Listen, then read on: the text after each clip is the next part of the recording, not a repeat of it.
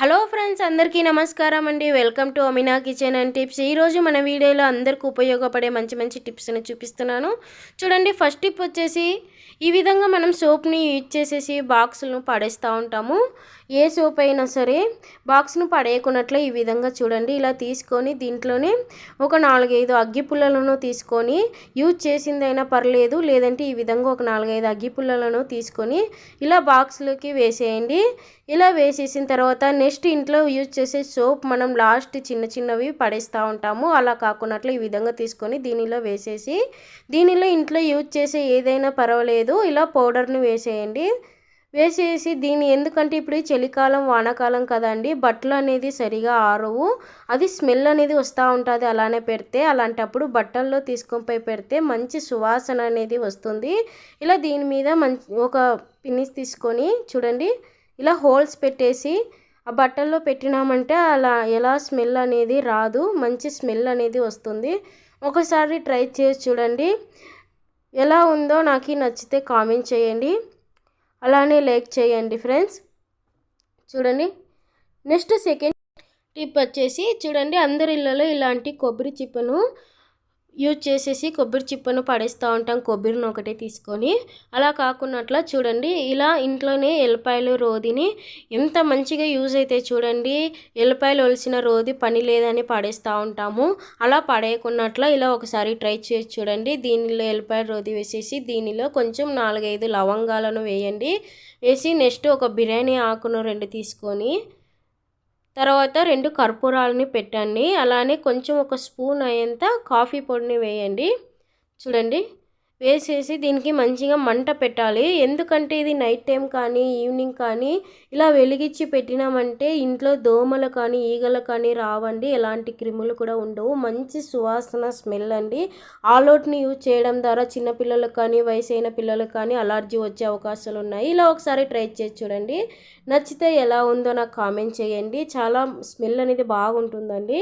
Next tip వచ్చేసి చూడండి, ఇలా మనం ఇంట్లో వంట చేసేటప్పుడు కారాన్ని కానీ లేదంటే పచ్చిమిరకాయలు యూజ్ చేసేటప్పుడు కానీ చెయ్యి అనేది మంటలేస్తూ ఉంటుంది. చూడండి, కారంతో మంటలేస్తూ ఉంటుంది. అలాంటప్పుడు ఇలా ఒక స్పూన్ అయ్యేంత, ఒక 2 స్పూన్ అంతా పాలను వేసుకొని ఇలా మొత్తాన్ని మసాజ్ చేసుకుంటే చెయ్యి అనేది మంట అనేది రావండి, అరిచేతులు. ఒకసారి నచ్చితే ట్రై చేయండి, ఎలా ఉందో కామెంట్ చేయండి. ఫస్ట్ టైం కనుక మన ఛానల్ని చూస్తున్నట్లయితే ప్లీజ్ సబ్స్క్రైబ్ చేసుకొని పక్కన ఉన్న బెల్ ఐకాన్ని ప్రెస్ చేయండి. ఇది వచ్చేసి మన వీడియోలో ముందుగా ఒక మంచి టిప్ అండి. ఇది చూడండి, ఇంట్లోనే యూజ్ చేసే సర్ఫ్ ఎక్సెల్ లిక్విడ్ని యూజ్ చేస్తున్నాను నేను. మీరు ఏదైనా కానీ యూజ్ చేసుకోవచ్చు. ఒక లిక్విడ్ని తీసుకొని ఒక క్యాప్ అంతా, దానిలోనే ఒక క్యాప్ వాటర్ని వేసుకుంటున్నాను. చూడండి, ఇలా వాటర్ని వేసేసుకున్నాను. మొత్తం వాటర్ వేసేసుకొని ఇంట్లోనే యూజ్ చేసే వంట సోడా అండి, ఒక స్పూన్ వంట సోడాను తీసుకుంటున్నాను. అలానే దీనిలో ఒక స్పూన్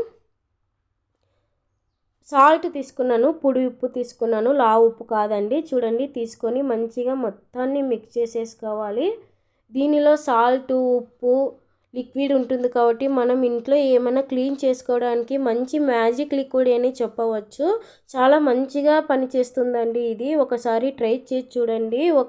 దీన్ని తీసుకొని మనం ఒక వాటర్ బాటిల్లోన అలానే పెట్టేసుకొని మనం ఎప్పుడంటే అప్పుడు క్లీనింగ్కి యూజ్ చేసుకోవచ్చు. దీన్ని ఎక్కడెక్కడ క్లీన్ చేసుకోవచ్చు, ఎలా ఉపయోగపడుతుంది అనేది చూపిస్తాను రండి. చూడండి, ఇలా వాటర్ బాటిల్ని తీసుకొని దాని క్యాప్కి హోల్ పెట్టేసుకుని ఈ విధంగా వేసుకున్నాను.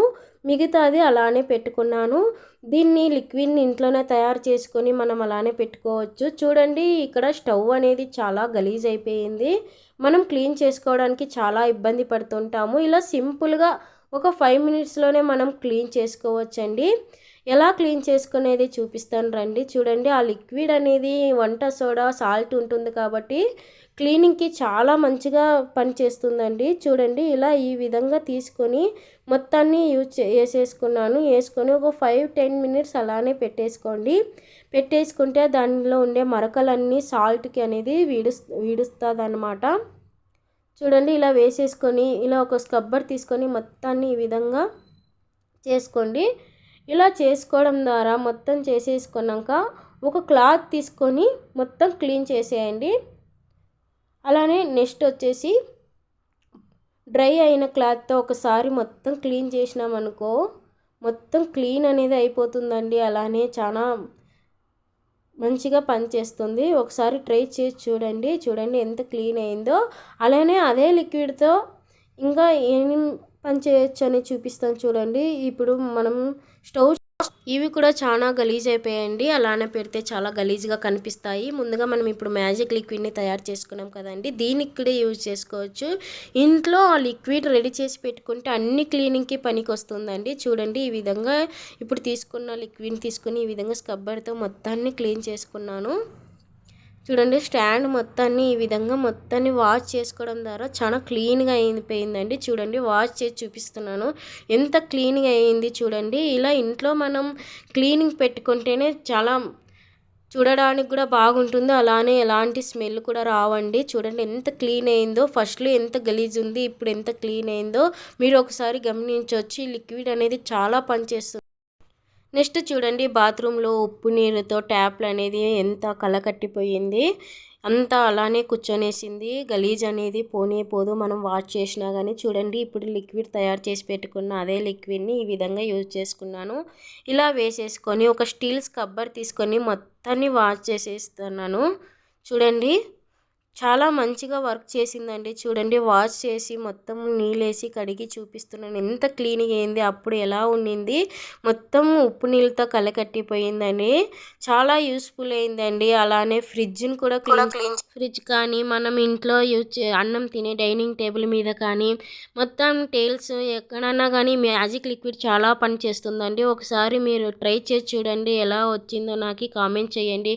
నచ్చితే లైక్ చేసి షేర్ చేసి సబ్స్క్రైబ్ చేసుకుని పక్కనున్న బెల్ ఐకాన్ని ప్రెస్ చేయండి. Thank you for watching friends.